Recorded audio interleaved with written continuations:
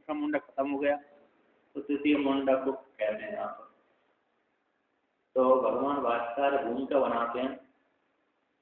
तो परः विद्या उक्तः यः तत् अक्षरं पुरुषाख्यम सत्यम अभिगम्यते।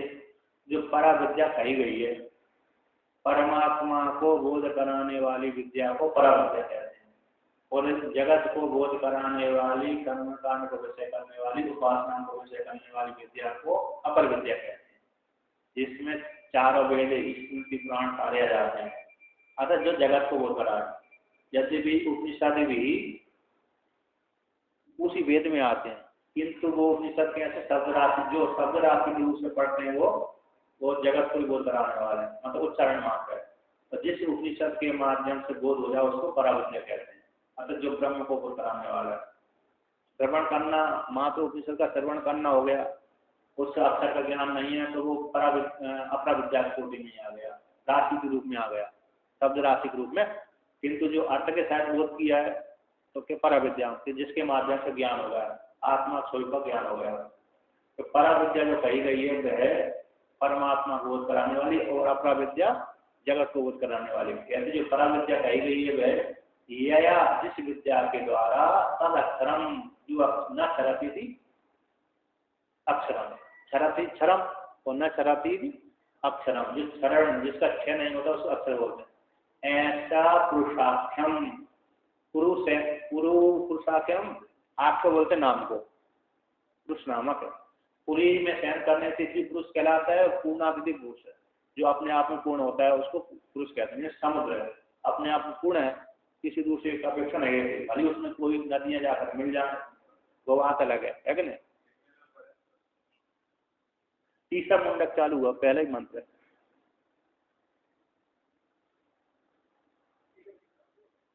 तो कहते हैं तो उसको ऐसा पुरुष नामक अक्षर ब्रह्म है, सत्य जो तीनों कालों में रहता है, वह इस परा विद्या के द्वारा, ब्रह्म विद्या के द्वारा प्राप्त होता है, जान लिया जाता है, अधिगम से प्राप्त हो जाता है, अब तो साक्षात्कार हो जाता है। कहते हैं यद 64 नंबर पृष्ठ पर कहते हैं यद अधिगमे जगह ग्रंथ्यादि संसार कारणस्य आद्यांत के विनाशात। कहते हैं यद अधिगमे, जिससे परमा अक्षर ब्रह्म के प्राप्ति हो जाने पर, अपने साक्षात्कार हो जाने पर, हृदय की ग्रंथ्यादि संशय और कर्म आदि शब्द से विद्यते हृदय ग्रंथि छिद्यन्ते सर्व संशया क्षीयन्ते चास्य कर्माणि तस्मिन् दृष्टे परावरे। तो संशय हो गए, ग्रंथि हो गए, कर्म हो गए, ये तीन हो गए, ये सारे, और उनसे अज्ञान मोह कहते हैं, आवरण व्यक्षेप मोह, ये भी उससे नष्ट हो जाते हैं।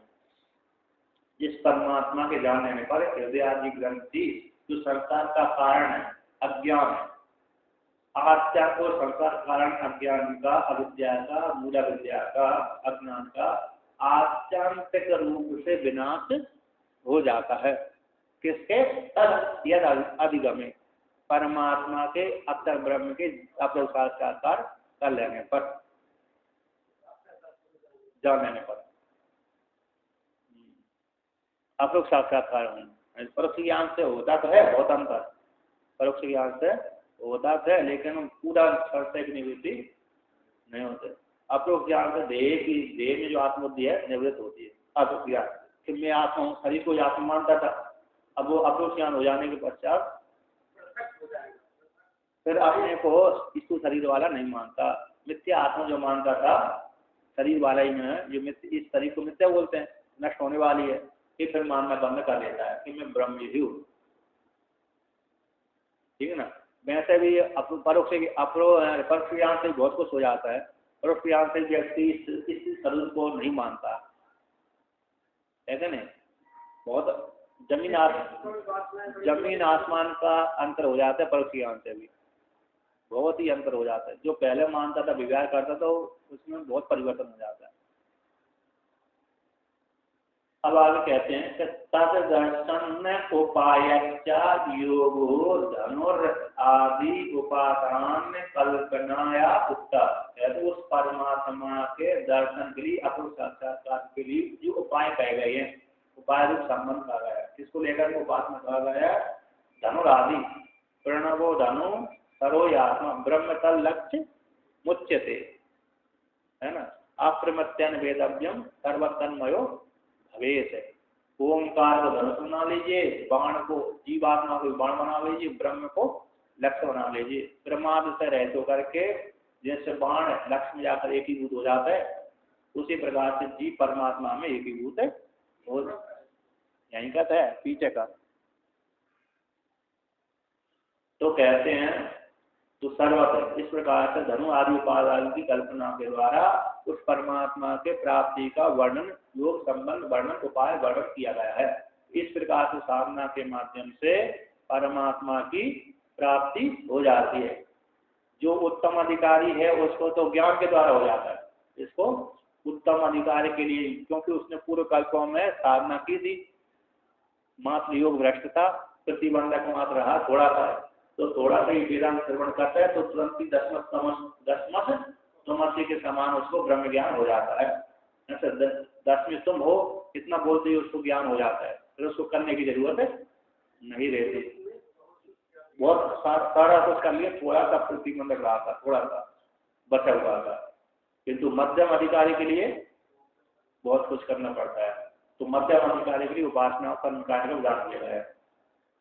कहते हैं जो उपासना जिसके द्वारा परमात्मा की प्राप्ति होती है, ऐसी उपासना का वर्णन कर दिया गया है, इस कल्पना के द्वारा कही गई है। अब क्यों कह रहे हैं? अब कह दिया गया, दो आयत नहीं कहना चाहिए ना। तो कहते हैं अत इदानीं तत् सहकार्यणे तस्यादि साधनानि वक्तव्यानि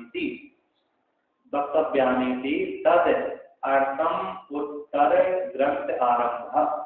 कहते आपके में उत्तर आरंभ के बीच ग्रंथ शब्द है,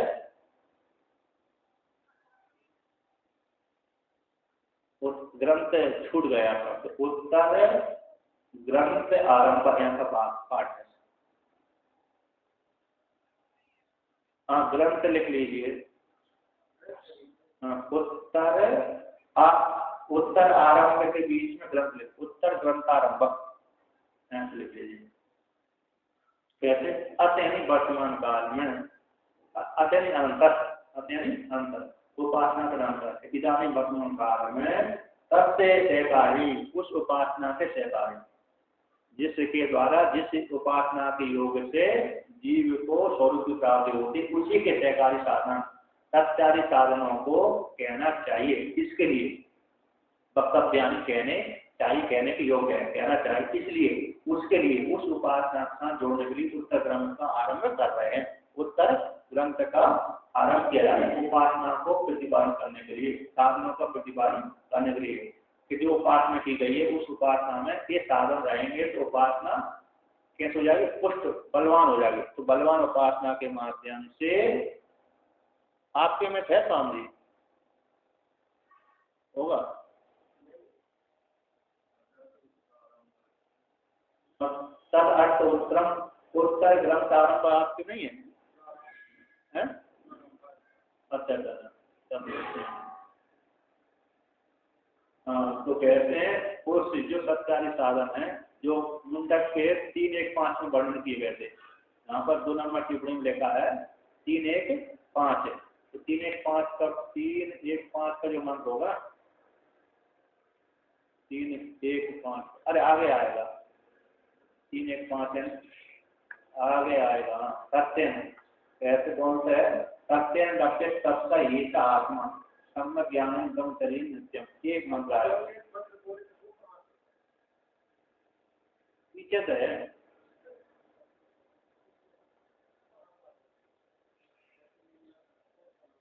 चौथा मंत्र है मुंडक, दूसरे मुंडक से दूसरे खंड का चौथा, यानी 52 नंबर पृष्ठ पर, 52 नंबर पृष्ठ पर कहलाता है। तो यहाँ पर कहते हैं उससे के सहकार की ओर प्रणव धनु सरोजात्मा ब्रह्म उच्चते, जो उपासना की गई उसके सहकारी साधनों के लिए, है ना, सहकारी के लिए उस उपासना सहकारी के लिए साधनों को वर्णन करना चाहिए। उसके लिए आगे ग्रंथ आरंभ किया जा रहा है। तो कहते यहाँ पर प्राधान्य तत्व निर्धारण क्या प्रकारांतरण क्रियते। तत्व का निर्धारण प्रधान रूप से अपूर्ण रूप से, प्रधान रूप से तात्पर्य ठीक प्रकार में, अपूर्व रूप से तात्पर्य के विषय रूप से। और 7 नंबर टिप्पणी में लिखा है कि अपूर्व रूप से मतलब दूसरे प्रमाण लौकिक आदि प्रमाणों के द्वारा परमात्मा की प्राप्ति नहीं होती। ऐसे प्रमाण मानांतर अनवगतन हेतु के द्वारा, जो प्रत्यक्ष आदि के द्वारा ज्ञान नहीं आता, ऐसे उपनिषद के द्वारा हो जाते, कैसे उसको तत्व का निर्धारण दूसरे उपनिषदों के माध्यम से, उपासना के माध्यम से तत्व के द्वारा उसका निर्धारण किया, तत्व का निर्धारण किया जा रहा है प्रकाश के द्वारा, उपनिषदों के द्वारा। इस प्रकार से तो क्यों बार बार क्यों बोल रहे हैं? कहते हैं अत्यंत दुर्अवगाह्य, तो ये परमात्मा कहते हैं अत्यंत दुर्अवगाह्य, बड़ा सूक्ष्म है। हर व्यक्ति की वृत्ति कहाँ जाती है? मोटी विषय में ही जाती है। ये परमात्मा कहते हैं अत्यंत सूक्ष्म, सूक्ष्म से भी सूक्ष्म, इसे दुर्अवगाह्य कहते अत्यंत दुर्अवगाह्य कृतम अभी तत्र सूत्रभूतो मंत्र परमार्थ वस्तु अवधारणार्थम उपन्यस्यते। कहते कृतम यद्यपि पहले आत्म तत्व को अवधारण कर दिया गया, निश्चय कर दिया गया। कृतम है ना, यद्यपि पहले आत्म तत्व का, ब्रह्म तत्व का, आत्म तत्व का निर्धारण कर दिया गया, फिर भी वह परमात्मा कहते दुर्अवगाही होने से पुनः अन्य प्रकार के द्वारा, अन्य प्रकार के द्वारा उसका निर्धारण करते हैं। क्यों? सूक्ष्म होने से, दुर्अवगाही होने से। और दूसरी जगह आता है कि इस श्रुति में भगवान भाषाकार कहते हैं कि बार बार उदाहरण क्यों देते हैं उसी ब्रह्म तत्वों, अनेक अनेक मंत्र कहते हैं कि श्रुतिषु जामिता नास्ति, है ना, श्रुतियों में जामिता है, प्रमाद नहीं है। ये समस्या में प्रमाद होता है, ऐसे श्रुतियों में प्रमाद नहीं है। हाँ, श्रुतिषु जामिता नास्ति, जानते हैं प्रमाद, प्रमाद नहीं है, जामिता प्रमाद शक्ति नहीं है, प्रमाद नहीं होता कि बात इसकी बार बार कहते वो परमात्मा सूक्ष्म है, तो सूक्ष्म होने के कारण वह अरे बार बार उसी परमात्मा अनेक उदाहरणों के द्वारा, अनेक प्रकार के नामों द्वारा, बदल बदल के नाम के द्वारा उस परमात्मा को बोध श्रुति कराती है। कहते हैं यद्यपि परमात्मा आत्म तत्व को पहले निर्धारण कर दिया, फिर भी अत्यंत दुर्गायु होने से पुनः दोबारा को प्रकारांतर के द्वारा सिद्ध करते हैं।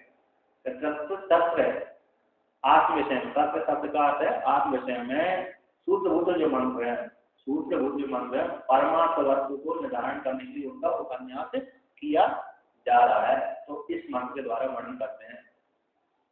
द्वहा सुपर्णः सौजा सखाया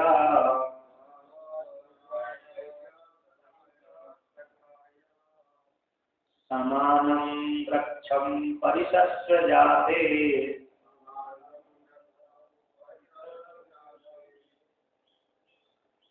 तयोरन्यः पिप्पलं स्वादवत्ति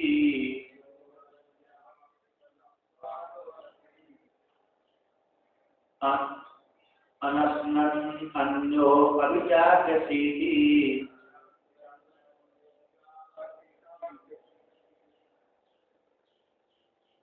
तो यहाँ पर कहते द्वा सुपर्णा सौजा सखाया, है ना, द्वा सुपर्णा, द्वा में दो होना चाहिए, छांदस प्रयोग है। क्या है? दो का बाद तक है, छांदस प्रयोग में दी रखा है, नहीं तो औ आ जाती। द्वा में दो सुपर्ण, तो द्वा सुपर्णा सौजा। श्रुति ने वर्णन कर दिया, यहाँ पर छांदस का ऐसा मैंने कंठस्थ मेरे को नहीं, मतलब जहाँ पर छांदस अब जो लोक से सिद्ध नहीं वो तो उसको लौकिक व्याकरण से जो सिद्ध नहीं हो पा रहा तो इसको आर्थ प्रयोग, छांदस प्रयोग, वैदिक प्रयोग, तीन नाम के द्वारा जानते हैं। क्योंकि एक जगह तो उन्होंने भी, कालिदास ने भी छांदस प्रयोग किया है। यदि भी कालिदास ने तो लौकिक व्याकरण पढ़ी थी, उनको शब्द प्रयोग करना चाहिए, किंतु उन्होंने भी और एक शब्द ऐसा निर्माण कर दिया, लिख दिया, शाकोत्तर में है अथवा रघुवंश में, उसमें तो वो सिद्धांत कौमुदीकार ने उसको उठाया, तो वहां से सिद्धांत कौमुदीकार ने उस शब्द को उठाया, उठा करके उसको निर्माण किया, बनाया। कैसे बनता है? बनाने पर विरोध आ रहा है, अन्य सूत्रों के साथ सब विरोध आ रहा है, तो विरोध आने के कारण से उसको कर दिया कि आठ प्रयोग होगा।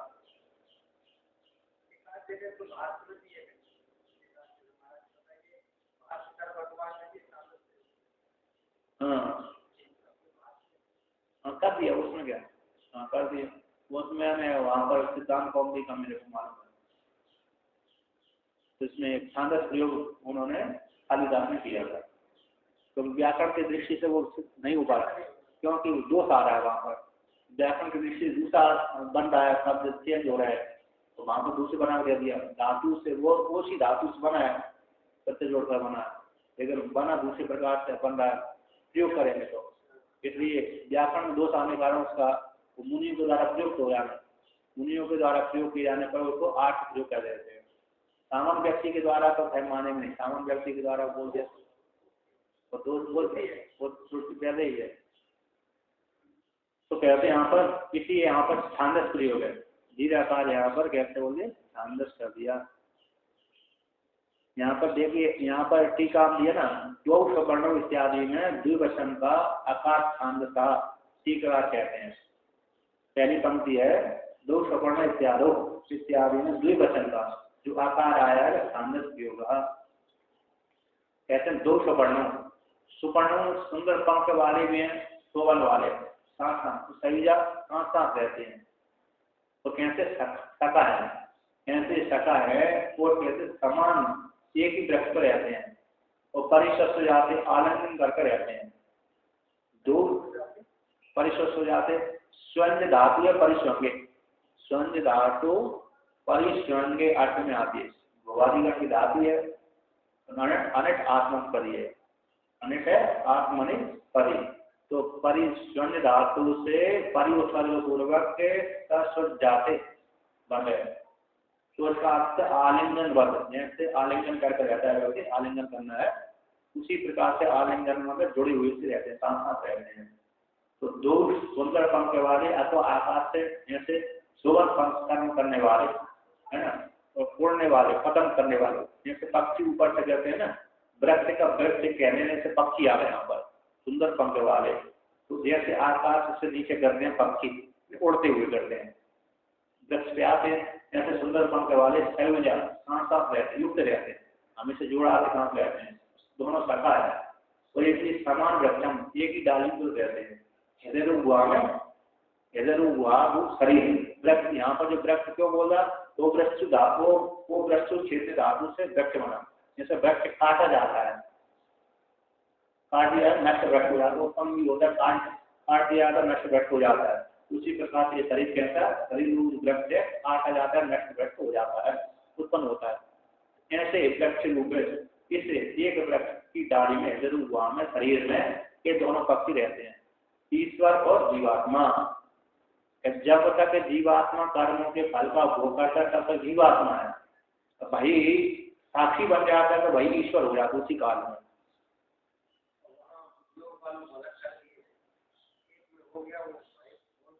उपाधि हटा तो ईश्वर बन गया, आपने अपनी उपाधि हटा दी ब्रह्म बन गए, देखा ही तो फिर दूसरे काम कौन उन्होंने पारमार्थ रूप से जीव में अनेक जीवों में भेद मान ली थी, वो वहां पर दोष न आता है।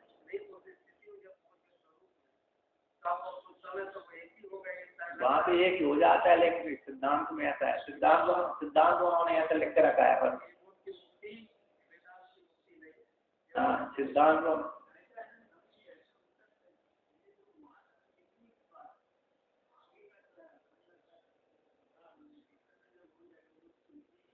देखिए वहां पर यदि वो योग सूत्र में यदि लिख देते अखंडकार, फिर उनको अलग से ग्रंथ रखने की जरूरत नहीं थी, वो वेदांत कोटि में जाते, सिद्धांत अलग नहीं होता फिर उनका। थोड़ा सिद्धांत भेद करने के लिए थोड़ा सा अलग कर लेते हैं, थोड़ा सा एक क्वांटिटी अलग।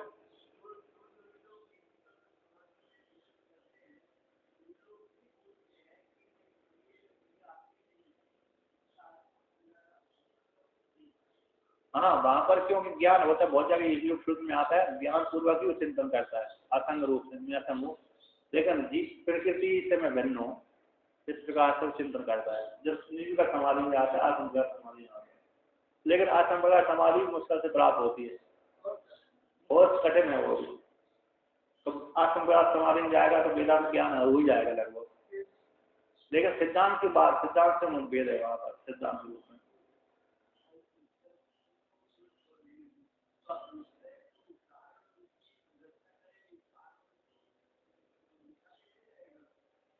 उसका चिंतन अभ्यास है, अभ्यास ही उसको ले जाता है, अभ्यास है ना, सचिंतनम तत्कथनम। वैसे सिर्फ 7 पदार्थों को जान लेना ही मुक्ति हो गई। नहीं सांख्य नैयायिक होते हैं, नैयायिक और कणाद मुनि और गौतम मुनि का दर्शन, वैसे से कणाद न्याय थोड़ा सा एक खुला पदार्थ मानता है, एक सात पदार्थ मानता है। एक खुला पदार्थ के जानने से मुक्ति होती है, एक सात पदार्थ के जानने से मुक्ति हो जाती है। वहां पर भी जीव अनेक मानते हैं। नहीं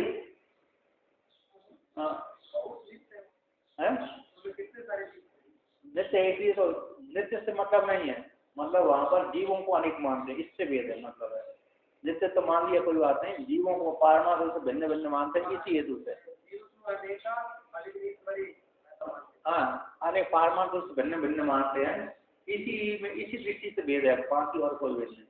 बस मुख्य सिद्धांत से जीवात्मा में ईश्वर में भेद मानते, इतना मात्र भेद, और उससे कोई मतलब नहीं है। आप याद है जगत की चर्चा से कोई मतलब नहीं, सभी का ऐसा ही है। पूर्व मीमांसा में जीव भेद मानते हैं, अलग अनेक अनेक प्रकार जीव होते हैं, ईश्वर को मानते नहीं। इस प्रकार से तो पंचदशी में भी ईश्वर, इनकी मुक्ति स्वर्ग जाने की मुक्ति है, स्वर्ग बस इतना, स्वर्ग चलेगा, स्वर्ग रूप जो ब्रह्म लोक है वो स्वर्ग लोक है उनका।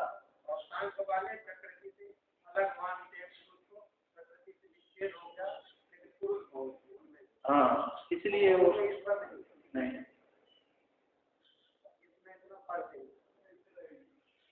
दोष बना रहता है थोड़ा इसमें। तो देखिए यहाँ पर कहते हैं समान वृक्षम, जो ओवृक्षु धातु से वृक्ष बना है, किससे?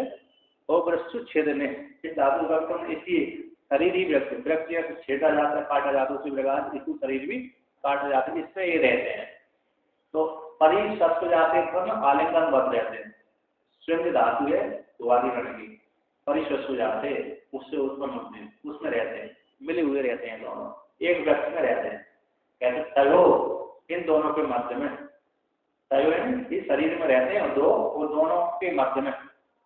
अन्य पिप्पलम, अन्य एक पिप्पलम इन मधुर फलम, पिप्पल बोलते हैं जैसे पीपल का फल होता है ना, पीपल को बोलते हैं, उसी प्रकार से जीव अपने कर्मों का फल होता है। तो पिप्पलम ने फलों को, कर्म के फल को स्वादु अति, अधभक्षण धातु से अति बनता है स्वादु।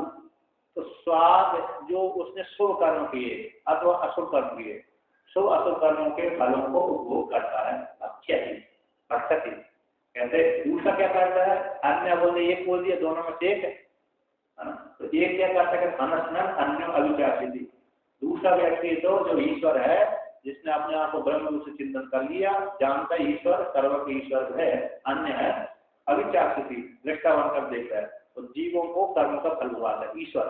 तो दूसरा कौन होगा? ईश्वर होगा, जो कूटस्थ है और ईश्वर ही मान दिया। यदि भी ये शरीर में दो नहीं रहते, किंतु चिदाभास जीवात्मा हो गया, अपने आप को जो कूटस्थ निर्विशेष हो गया, अतः ईश्वर है ब्रह्म, ईश्वर अंतर्यामी परमात्मा, वो क्या करता है इस जीव के कर्म को फल उगाता है। वो क्योंकि ईश्वर ही सर्वज्ञ है, तो सर्वज्ञ तो वही बैठा रहता है और नियमक रूप से प्रेरित करता है सभी को। तो यहाँ पर ईश्वर प्रेरणा देने वाला है। तो यहाँ पर आगे वर्णन आएगा, कहते अविचार स्थिति, कट धातु गति साथ में आपका काट दीर्घ धातु से एक प्रक्रिया के माध्यम से अभी उत्सर्ग पर चार स्थिति बना तो देखता रहता है पश्यति अभी चार स्थिति का अर्थ कर दिया पश्यति देखता है हम बिना खाए दृष्टा बन करके जैसे साक्षी बन करके रहता है जैसे हम देख रहे हैं कार्य नहीं कर रहे है कि नहीं आकाश देख रहा है साक्षी बन कर देख रहा है कुछ कार्य नहीं कर रहा है कि नहीं। वायु तो कार्य कर देती है इधर उधर भगा देती है दूसरे को वायु इधर उधर क्या कर देती है भगा देती है आकाश किसी को भगाता नहीं देखता रहता है उसी प्रकार से देखता रहता है और भोगों को भुगाता है ईश्वर।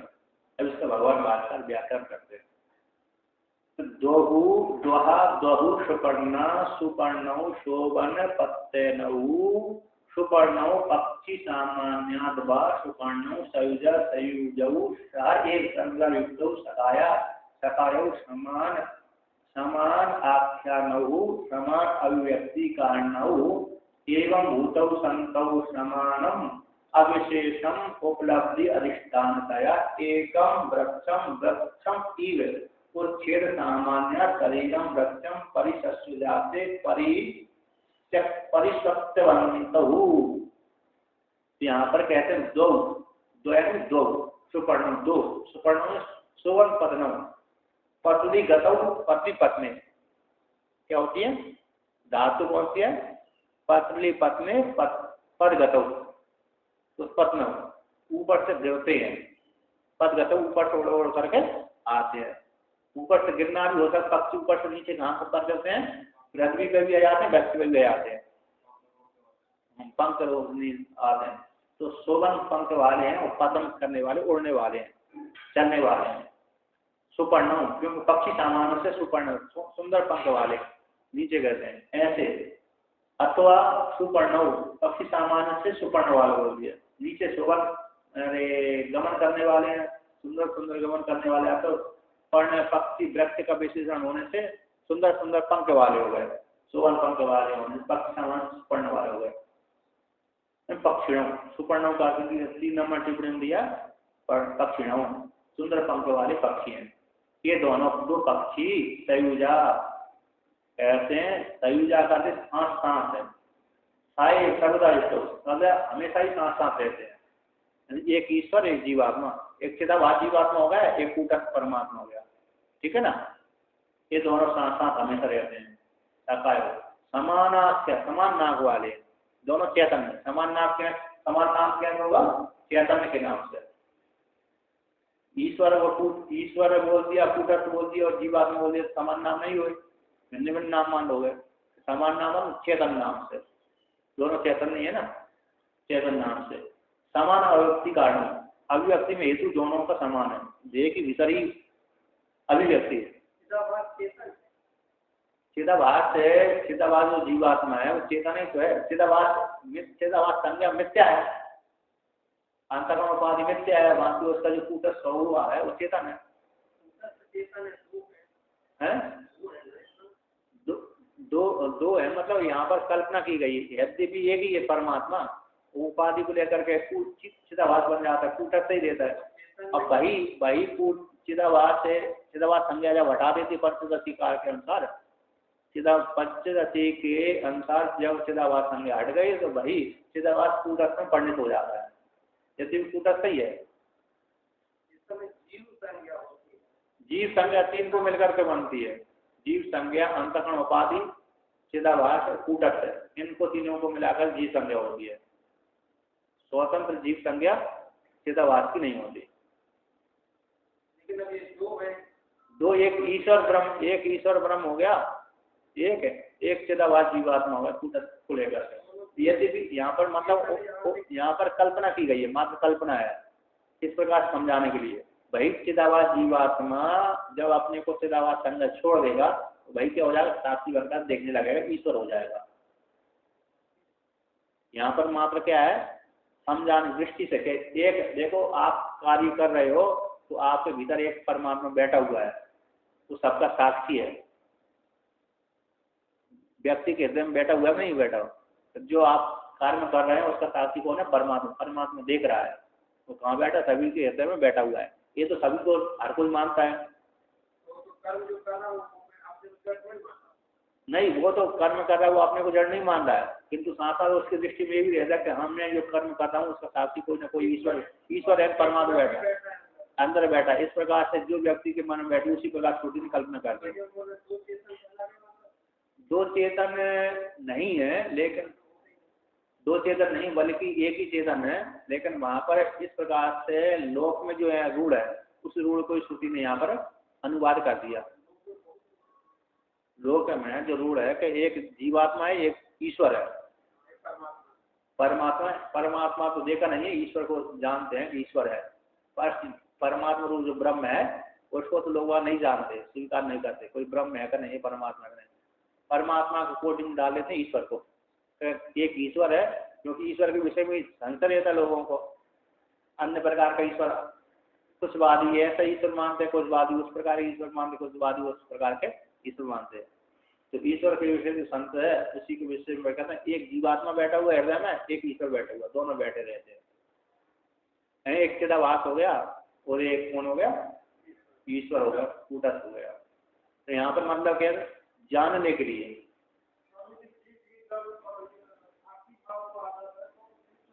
हाँ वो ईश्वर हो जाएगा। नहीं, चेतन तो अभी भी है, साक्षी भाव जब हो जाएगा उस काल में उसकी ब्रह्म संज्ञा, ईश्वर संज्ञा, कूटस्थ संज्ञा हो जाएगी। उस काल में साक्षी भाव जिस काल में हो जाएगा उस काल में कूटस्थ संज्ञा, ईश्वर संज्ञा, ब्रह्म संज्ञा हो जाएगी। साक्षी भाव जब तक साक्षी भाव नहीं है तब तक वो अपने को जीव मानता, कर्ता बोलता मानता। चेतन तो दोनों काल में मानेगा, चेतन नहीं मानेगा तो जड़ हो जाएगा, हाँ चेतन तो हमेशा मानता है। तो कहते हैं सुपर्ण समझाने के लिए, इस प्रकार से जानना चाहिए, समझाने के लिए यहाँ पर छुट्टी कहती है। सखाय कहते हैं सयुजौ, साथ साथ ही सर्वदा युक्त तो सखाय समान रूप से रहते हैं, और समान अभिव्यक्ति में कारण मानते हैं। अभिव्यक्ति में एक ही हेतु है, 5 नंबर टिप्पणी दी है तुल्य, कहते हैं देह अंतकरणात्मक तुल्य है, देह के भीतर अंतकरण के भीतर ये दोनों एक ही अंतकरण में रहते हैं। ईश्वर भी रहता है, जीवात्मा भी रहता है, कूटस्थ तो रहता ही है, जीव से दवा जीवात्मा भी रहता है, ठीक है ना।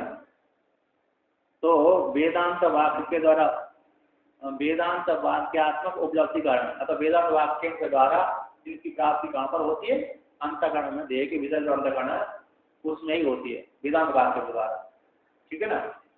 यहाँ पर 5 नंबर टिप्पणी दिया है, समान देह अंतकरणात्मक तुल्य है, और अथवा वेदांत वाक्य के द्वारा, वेदांत वाक्य के द्वारा वेदांत वाक्यात्मक उपलब्धि में हेतु भी समान ही है इन दोनों की, तो ठीक है ना। वेदांत वाक्यों के द्वारा उपलब्धि कहाँ पर होती है, अंतकरण में ही होती, जानी जाती है। इन ब्रह्म ज्ञान की अनुभूति कहाँ हो रही, अंतकरण में होगी ना। अंतकरण के बाद फिर बाद में दृष्टि हो जाती है, बाहर में हो जाती है, पहले ज्ञान अंतकरण में होता है, बाहर में हो जाता है। तो कहते हैं समान अभिव्यक्ति में हेतु है, अभिव्यक्ति कारण दोनों का समान है, अंतकरण में, एक ही भीतर अंतकरण में, ऐसे होते हुए दोनों साथ रहते हुए समान यानी अविशेष है, समान का अविशेष, उपलब्धि अधिष्ठान रूप से, उपलब्धि का अधिष्ठान रूप से एक वृक्ष में रहते हैं। उपलब्धि का अधिष्ठान कौन है, वृक्ष है, अतः एक इस वृक्ष में ही ये दोनों एक साथ रहते हैं। पक्षी सामान्य आया ना, तो देखो पक्षी सामान्य से पहले टीका आई है कि जीव का, अरे 64 नंबर, जीव का अज्ञात होने से, नियम में होने से, योग होने से योग है, जीव का अज्ञात रूप से नियम रूप से योग्यता है, ठीक है ना। और ईश्वर का सर्वज्ञ रूप से, नियामक रूप से, शक्ति योग से सोवर उच्चतम पतनम, ये पतन के ऊपर आई है, सुपर्णम सोवर पतनम है ना। जीव का तो अज्ञात रूप से और नियम रूप से योग्यता है, ईश्वर की सर्वज्ञ रूप से, नियामक रूप से, शक्ति योग होने से, तो सोवनम उच्चतम पतनम, यह नियम में एक नियमक भाव से रूप से दोनों किसे ईश्वर शरीर में रहते, साथ साथ रहते हैं। ईश्वर नियमन करने वाला है और जीव नियम में होने वाला है। इन दोनों कहते सोवन पत्नम, सुंदर पंख वाले, गमन करने वाले हैं। पक्षी सामान्य से वृक्ष को आश्रय करते रहते हैं। पक्षी सामान्य से जैसे वृक्ष से पक्षी रहता है उसी प्रकार से स्थूल शरीर जो वृक्ष है अंतःकरण से युक्त होकर स्थूल शरीर जो वृक्ष है उसमें समान रूप से रहते हैं। अब आगे कहते हैं वृक्षम, जैसे वृक्ष वो वृक्ष धातु वृक्ष होगा तो वृक्षम ही वृक्ष के समान वृक्ष है। जैसे कहते हैं उच्छेदन सामान्य, जैसे वृक्ष का उच्छेदन काट दिया जाता है, उच्छेदन हो जाता है ना, उसी के समान ये शरीर भी नष्ट वृक्ष होता रहता है। ऐसे शरीर रूप वृक्ष में परिशक्त हो जाते हैं, परिशक्त मेरे हुए से सम्मिलित रहते हैं, आनंद से रहते हैं। ये दोनों जीव और ईश्वर, जो अपने को जीव मानता है वही जब साक्षी हो जाएगा तो ईश्वर हो जाएगा। तो चिंतन करते करते जैसे अणिमादि सिद्धि हो जाती है ना, अणिमादि सिद्धि, तो अपने को क्या जीव थोड़ी मानता है, वो कहते हैं ईश्वर ही तो मानता है। जिस समय कर्ता भोक्ता वो अपने को नहीं मानेगा, जिस समय साक्षी हो गए मैं ये कर्ता भोक्ता मैंने और इससे मैं प्रत्यक्ष साक्षी हूँ, और जब उसका बोध जिस समय हो जाएगा उस समय जीवन नहीं मतलब ये तो हो जाएगा बोध के द्वारा, लेकिन जिसमें अणिमादि सिद्धि हो जाती है ना तो भाई क्या मानता है अपने को ईश्वर ही मानने लगता है ना। बहुत बड़ी सिद्धि गरिमा आदि सिद्धि होती है, बड़ी बड़ी सिद्धि होती है।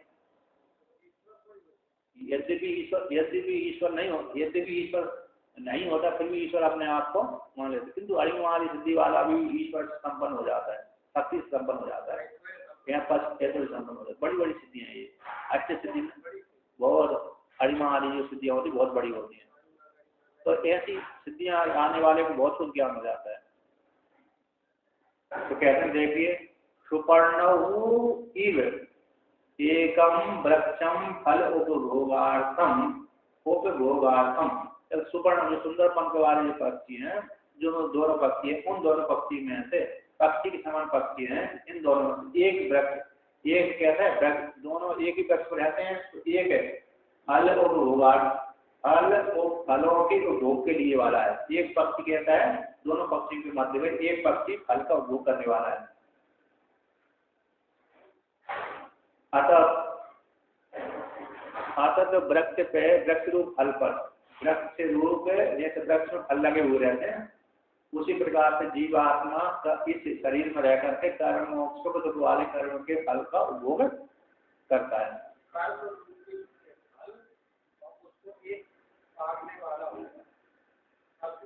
फल भोग करने वृक्ष में रह करके जो वृक्ष कहते हैं फल का उपभोग कराने वाला होता है।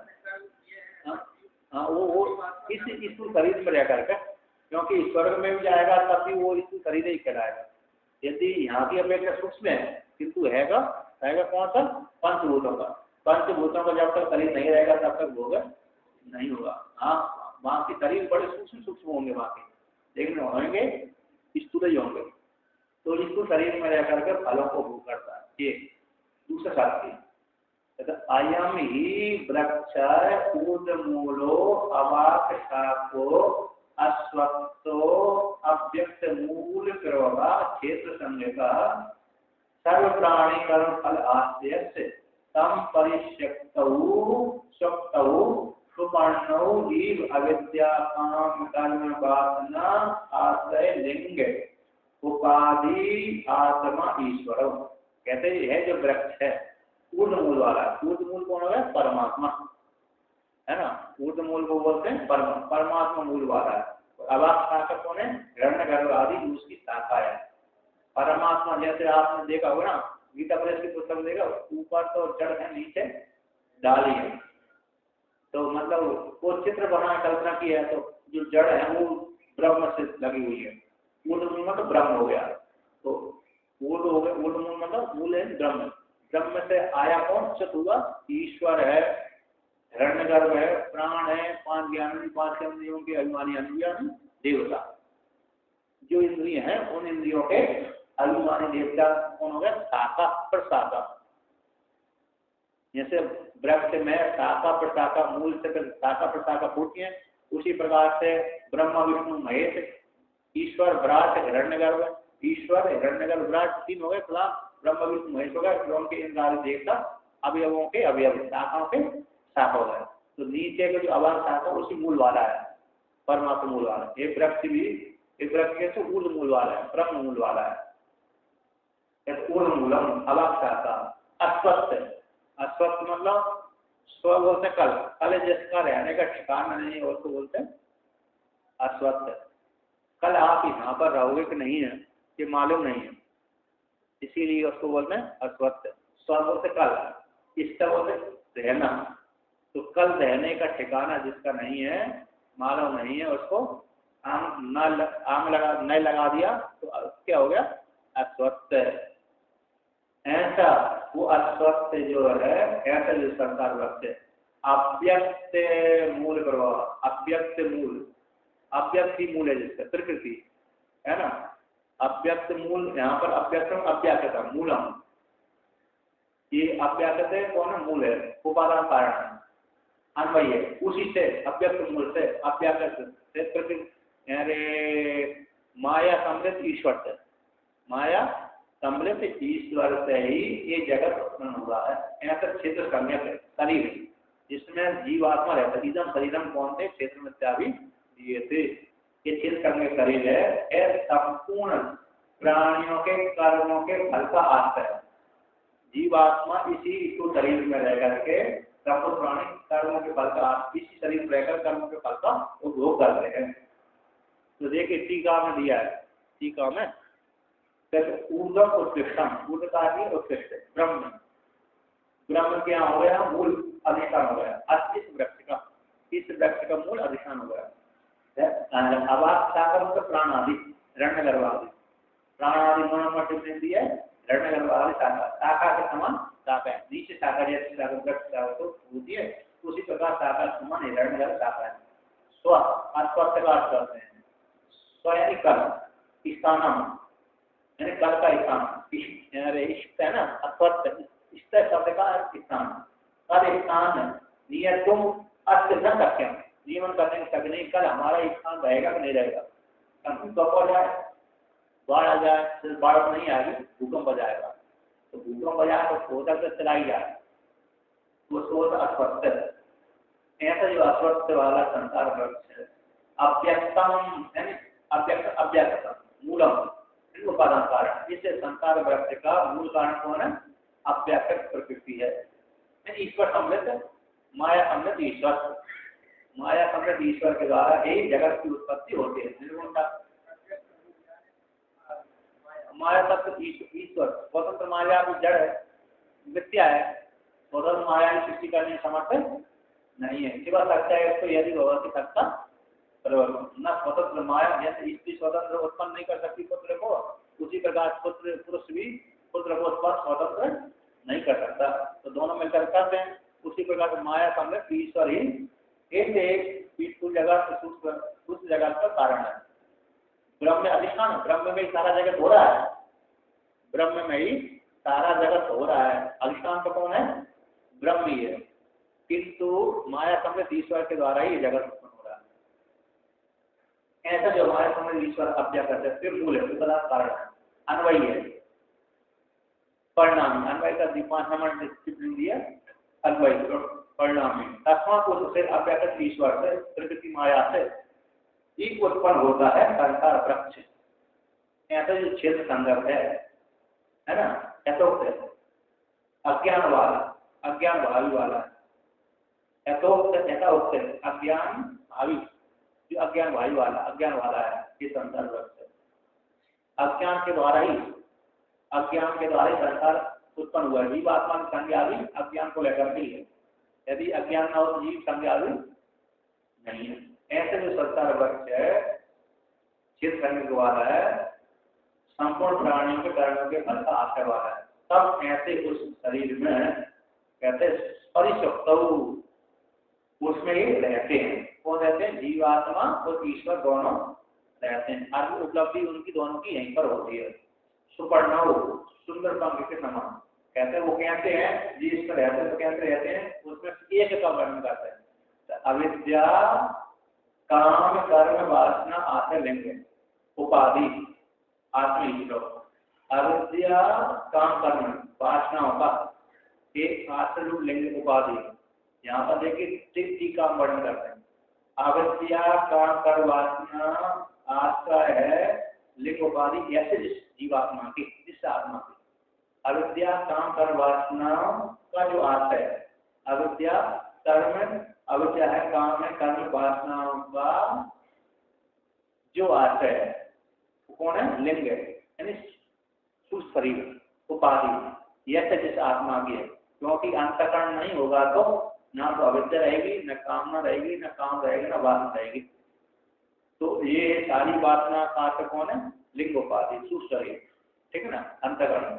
अविद्या काम कर्म वासनाओं का आश्रय जो लिंग उपाधि है, ऐसे जिस आत्मा की, ऐसी आत्मा वाला वो आत्मा किसको? जीवात्मा, लिंग उपाधि वाला जीवात्मा।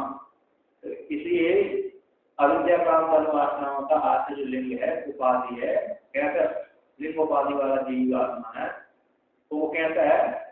उपाधि वाला है, कर्म का फल का उपभोग करने वाला। तो दूसरा जो ईश्वर होते हैं, लिंग उपाधि वाला आत्मा और ईश्वर आत्मा, है ना, लिंग उपाधि वाला आत्मा और ईश्वर आत्मा। तो ईश्वर आत्मा सात ईश्वर तो उस प्रकार से वो भी ईश्वर में तो लिंग उपाधि नहीं है, वो तो माया को आश्रय करके रहता है, माया को अपने अधीन करके रहता है।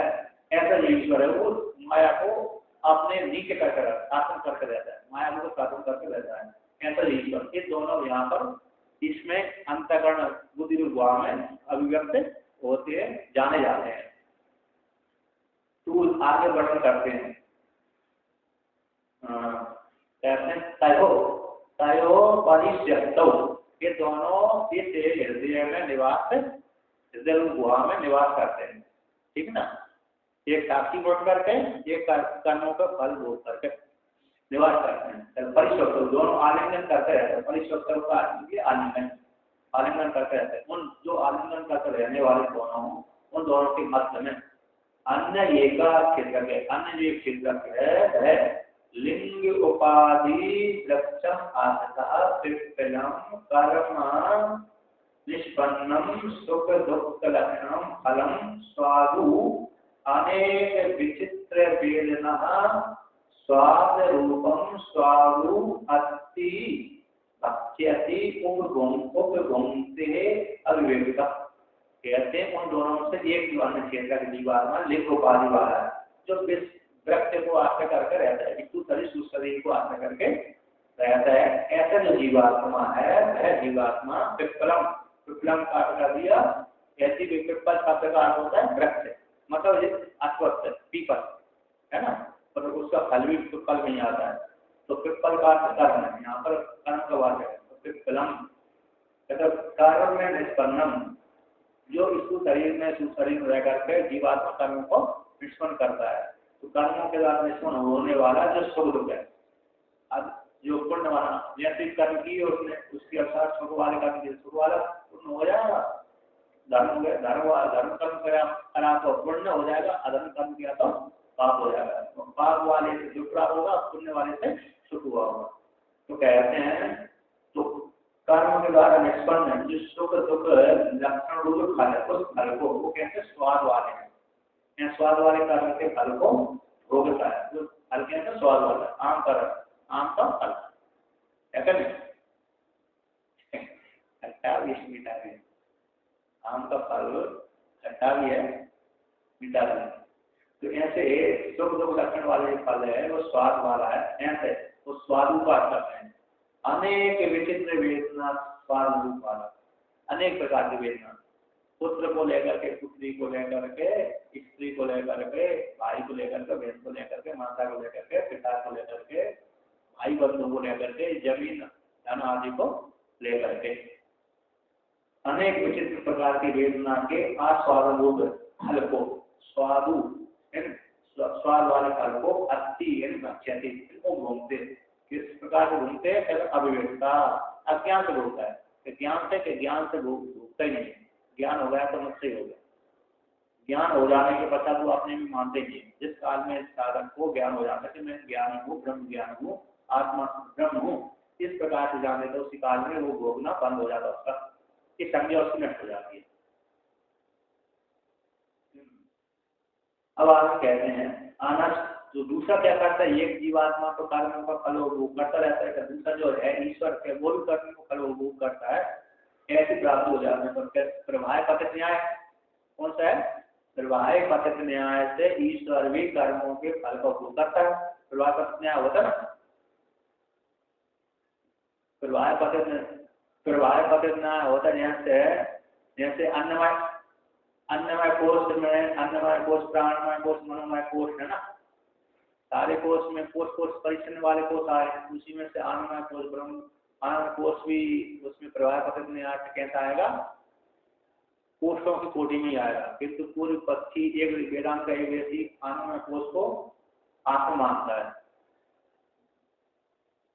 आनंदमय कोश को क्या मानता है? वेदांत का एक व्यक्ति आत्मा मानता है, ब्रह्म मानता है। किंतु प्रवाह पतित न्याय से वह आनंद कोश भी कैसे परिच्छिन्न उपाधि वाला है, विकारी है। इसको बोलते हैं प्रवाह पतित न्याय। तो प्रवाह पतित न्याय जैसे इसका प्रवाह चल रहा था, जीवात्मा का प्रवाह चल रहा था कि जीव एक साथ रहते हैं, कर्मों का फल वो करते हैं, एक ही डाल पर रहते हैं, मित्र है। ऐसे 10-20 जने गांजा पीते हैं, उनके साथ 1-2 दूसरे व्यक्ति रहते हैं, तो वो भी प्रवाह पतित न्याय हो जाता है, बोल दिया जाता है। यदि भी नहीं भी खा सकते, रह भी सकते, रहते हैं लेकिन नहीं खाते। ऐसे छत्तीसगढ़ में यान थी ना, बहुत से छाता वाले जा रहे, 2-4 व्यक्ति बिना छाते वाले हैं, तो उनको प्रवाह पतित न्याय क्या बोल दिया? छत्तीसगढ़ व्यक्ति छाती वाले जा रहे हैं, बिना छाते वाले को भी छाता वाला बोल देते हैं। उसी प्रकार से जीवात्मा कर्मों के फल भोग कर रहा था तो वो भी हो गया, बिलवजना हो गया। तो इसको बोलते हैं प्रवाह पतित न्याय हो गया।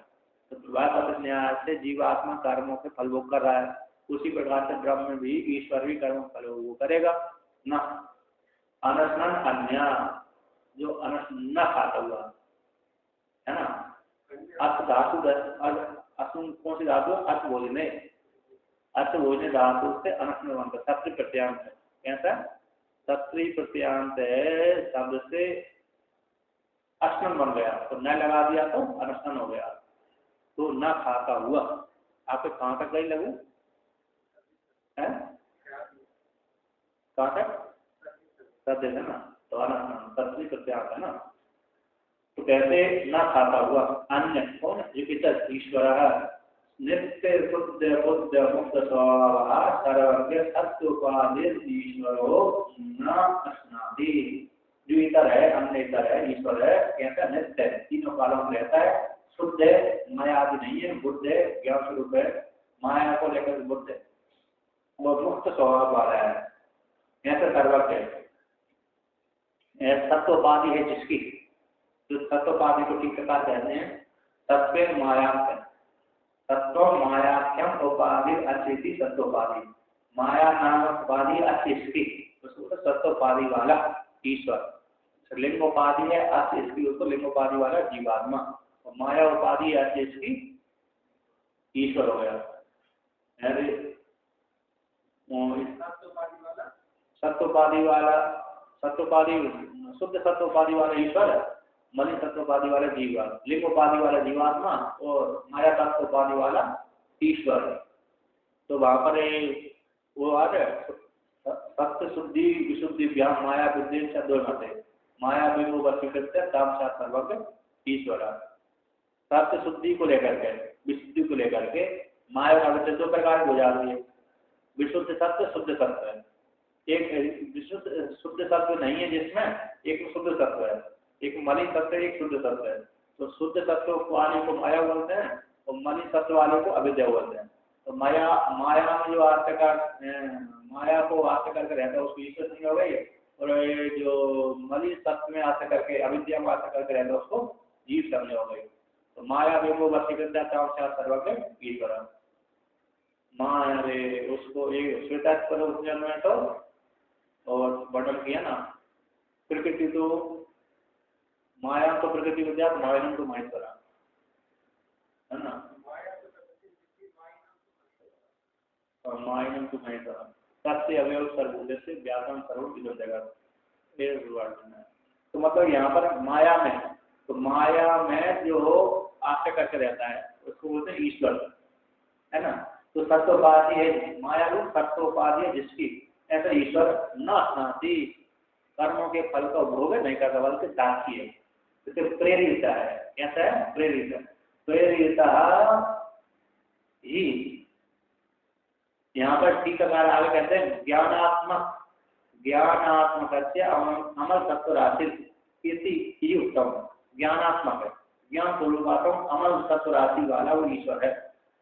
अमल राशि है ना, यानी अमर तत्व 6 नंबर टिप्पणी दी है। अमर तत्व शुद्ध सत्य प्रदान माया तत्व, राशि रूप उपाधि है ये जिसकी, ऐसा शुद्ध सत्य प्रदान उपाधि वाला ईश्वर कहलाता है। प्रेरिता ही असहु उभयोर भोज्य भोगयोर नित्य साक्षित्व सत्समाचरण, ये प्रेरिता है, वो है ईश्वर।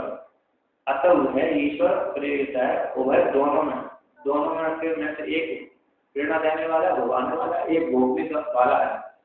भोज्य भोग, ये भोज्य हो गया, ईश्वर हो गया भोगाने वाला, और भोक्ता कौन हो गया? जीवात्मा। इन दोनों, ये दोनों है, उन दोनों के मध्य में एक भोक्ता प्रेरणा देने वाला है। नित्य साक्षी सत्ता मात्र से ईश्वर उसके साथ रहता है, वहां में निवास करता है। और भोगाने वाला कैसा है? प्रेरणा देने वाला, भोगाने वाला, कर्मों के फल का और भोग का भोगाने वाला, फल मता उपत्ति, फल को देने वाला, जीवों के कर्मों को फल को देने वाला, एक इधर वहां में निवास करके रहता है ईश्वर।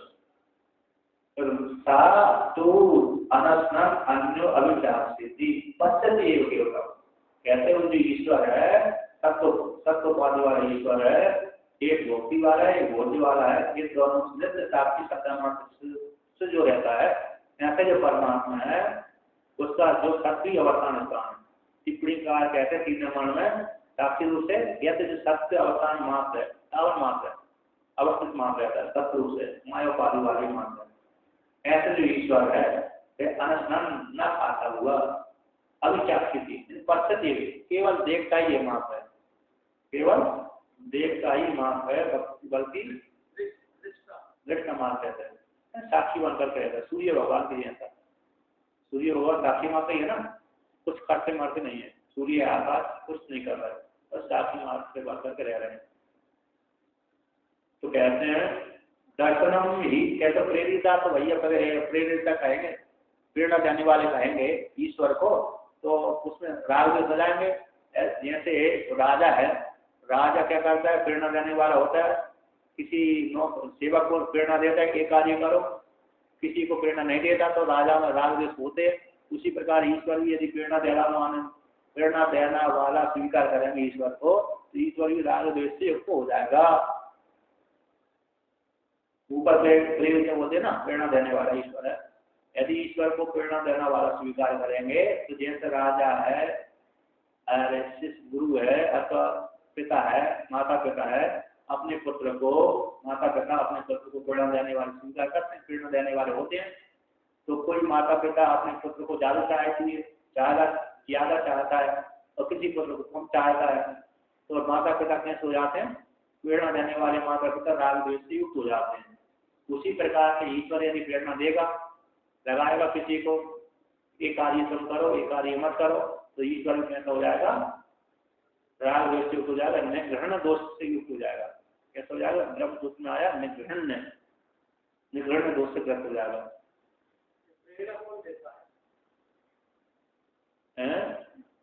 राग द्वेष से कलुषित, निग्रहण राग द्वेष से कलुषित दोष आ जाएगा। प्रेरणा कौन दे? ईश्वर दे रहे, यहाँ पर वर्णन करा ना, ईश्वर देने वाला, भुगाने वाला।